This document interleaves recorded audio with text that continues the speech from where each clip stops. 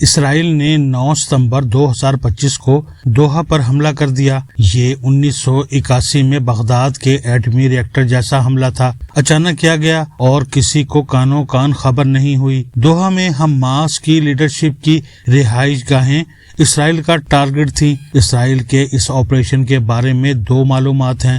وال street general نے 10 ستمبر کو نقشے کے ذریعے ثابت کیا اسرائیل نے ریڈ سی سے میزائل داغے اور یہ انتہائی بلندی سے سعودی عرب کے اوپر سے گزر کر دوحہ میں گرے۔ دوسرا ورژن ترکی کا ہے اور یہ زیادہ مضبوط ہے۔ ترک انٹیلیجنس کے مطابق اسرائیلی ایئر فورس F-15 طیاروں کے ذریعے شام کے راستے عراق اور وہاں سے قطر میں داخل ہوئی اور براہ راست ہدف کو نشانہ بنایا۔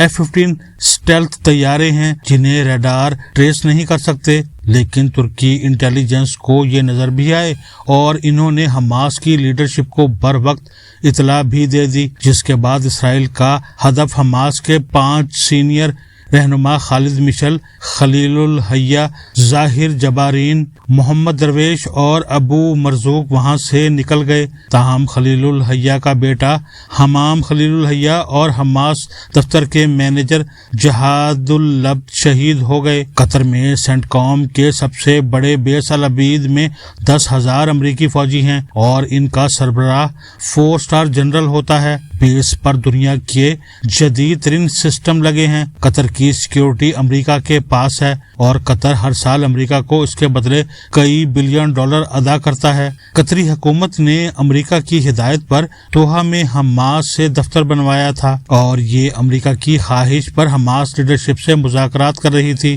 لیکن پھر اسرائیل نے اچانک حماس کے آفیشل دفتر پر حملہ کر دیا، جس کے بعد بے شمار سوال پیدا ہو گئے۔ مثلاً پہلا سوال یہ تھا، کیا امریکہ کو اس حملے کا علم تھا؟ وائٹ ہاؤس کے مطابق اسرائیل نے امریکہ کو اس وقت بتایا جب جہاز روانہ ہو چکے تھے اور ٹرمپ کے پاس صرف 10 منٹ تھے اور یہ اس محدود وقت میں کچھ نہیں کر سکے۔ دوسرا سوال، کیا اسرائیل نے دوحہ میں امریکہ کے تمام آلات جام کر دیے تھے؟ اگر نہیں تو پھر امریکہ کو اس حملے کا علم تھا، اور اس سے یہ ثابت ہوتا ہے امریکہ عربوں کا اتحادی ہونے کے باوجود عربوں کی حفاظت نہیں کرنا چاہتا، اور اسے جب بھی عرب اور اسرائیل میں سے کسی ایک کا انتخاب کرنا پڑا تو اس کا ووٹ اسرائیل کے حق میں ہوگا، اور عرب بلا وجہ اپنا سرمایہ ضائع کر رہے ہیں۔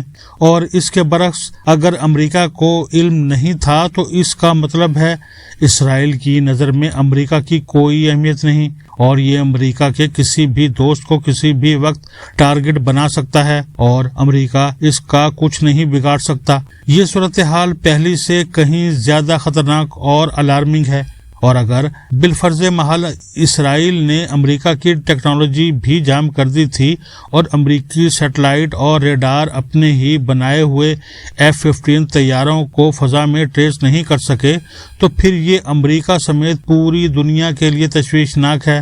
پھر اسرائیل ٹیکنالوجی میں امریکہ کا باپ ہے اور اب اسے کوئی نہیں روک سکتا۔ یہاں یہ سوال بھی پیدا ہوتا ہے، اگر اسرائیل نے سعودی عرب کے اوپر سے قطر پر حملہ کیا اور اسے بھی امریکی آلات ٹریس نہیں کر سکے تو پھر کوئی عرب ملک اسرائیل سے محفوظ نہیں، حتیٰ کہ امریکہ بھی ان کی حفاظت نہیں کر سکتا۔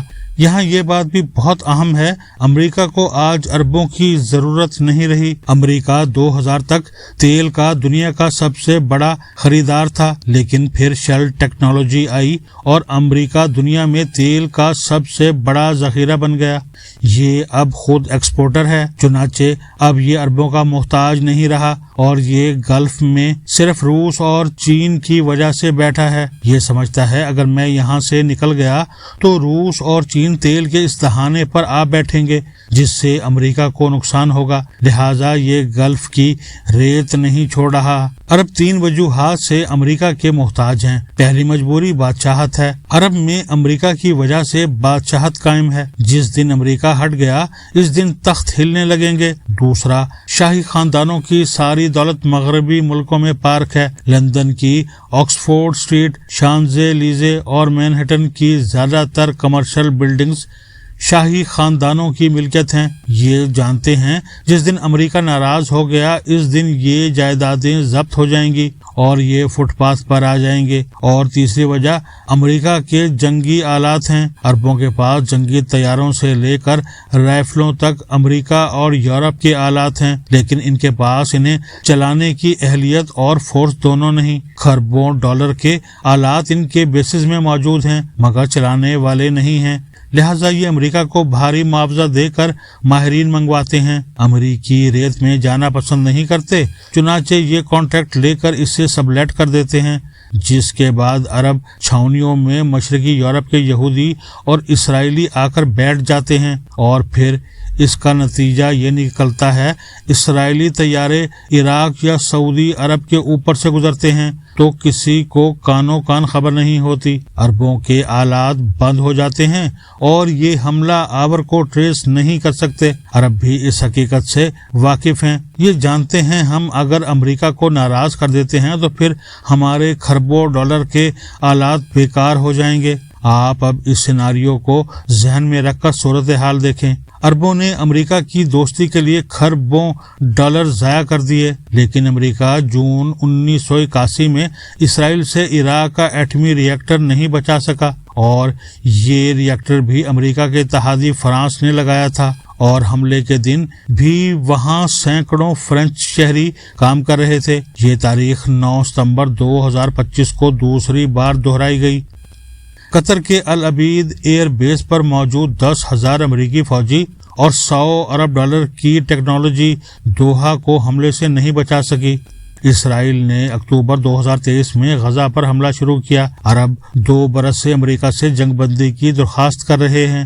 غزہ میں 70,000 لوگ مر گئے، پورا خطہ مٹی کا ڈھیر بن گیا، لیکن امریکہ جنگ نہیں رکوا سکا۔ یہ صورتحال بھی اگر یہاں تک رہتی تو شاید قابل فہم تھی، جبکہ اسرائیل نے اپریل میں بھارت کو پاکستان پر حملے پر بھی رضامند کر لیا۔ یہ اب ثابت ہو رہا ہے پہلگام کا واقعہ موساد یا را کا منصوبہ تھا اور اس کا مقصد پاکستان پر حملہ تھا۔ افغانستان اور ایران میں را اور موساد مدت سے سرگرم عمل ہیں۔ جون میں ایران پر اسرائیلی حملے کے بعد ثابت ہو گیا اسرائیلی اور بھارتی ایجنٹوں نے پہلے TTP اور BLA کے ذریعے پاکستان پر مغربی سائڈ سے دباؤ بڑھایا، پھر سوشل میڈیا کے ذریعے پاک فوج کے خلاف پروپیگنڈا کیا، پھر PTI کو فوج کے سامنے کھڑا کیا اور پھر پہلگام کا ڈرامہ رچا کر پاکستان پر حملہ کر دیا۔ اس حملے میں پہلی مرتبہ اسرائیل نے کھل کر بھارت کا ساتھ دیا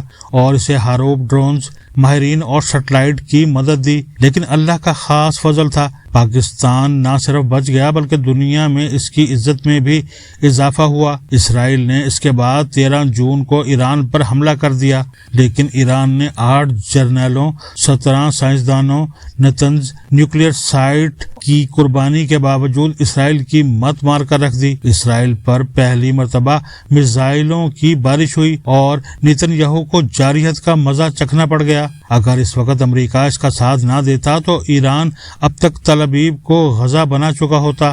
یہ اسرائیل کی دوسری ہزیمت تھی، لہٰذا اسرائیل خفت مٹانے کے لیے دوحہ پر حملے پر مجبور ہو گیا اور اس حملے نے عربوں کی آنکھیں کھول دیں۔ عربوں کے پاس اس کے بعد 3 آپشن تھے۔ یہ ترکی کے ساتھ مل جاتے۔ ترکی فوجی لحاظ سے مضبوط ملک ہے لیکن یہ مہنگا بھی ہے اور عرب 1919 تک اس کی کالونی بھی رہے ہیں۔ عرب 500 سال عثمانی سلطنت کے باج گزار رہے تھے اور انہوں نے لڑ کر ترکی سے آزادی حاصل کی، لہٰذا سعودی عرب ترکی کے ساتھ نہیں بیٹھ سکتا تھا۔ ایران کی فوج اور میزائل سسٹم تگڑا بھی ہے لیکن یہ جدید ٹیکنالوجی میں بھی مار کھاتا ہے۔ دوسرا، سعودی عرب اور ایران میں نظریاتی اختلاف بھی ہے۔ عرب رسول اللہ صلی اللہ علیہ وسلم کے وصال کے بعد 632 سے ایران کے مخالف ہیں، چنانچہ یہ اسے اپنی سیکیورٹی نہیں دے سکتے۔ پیچھے رہ گیا پاکستان تو یہ سعودی عرب کو سوٹ کرتا ہے۔ کیوں؟ 4 وجوہات ہیں۔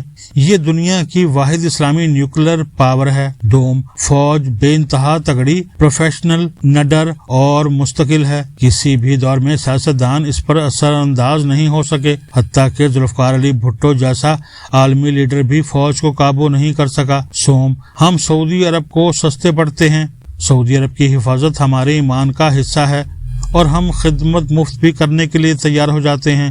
اور آخری وجہ، اسرائیل صرف پاکستان سے ڈرتا ہے، چنانچہ سعودی عرب نے 17 ستمبر کو پاکستان کے ساتھ دفاعی معاہدہ کر لیا، اور آپ اس معاہدے کا پہلا کمال دیکھ لیجئے، اسرائیل غزہ میں جنگ بندی پر رضامند ہو گیا۔ اب سوال یہ ہے کہ اب پاکستان اسرائیل کو تسلیم کر رہا ہے؟ یہ میں اگلے کالم میں عرض کروں گا۔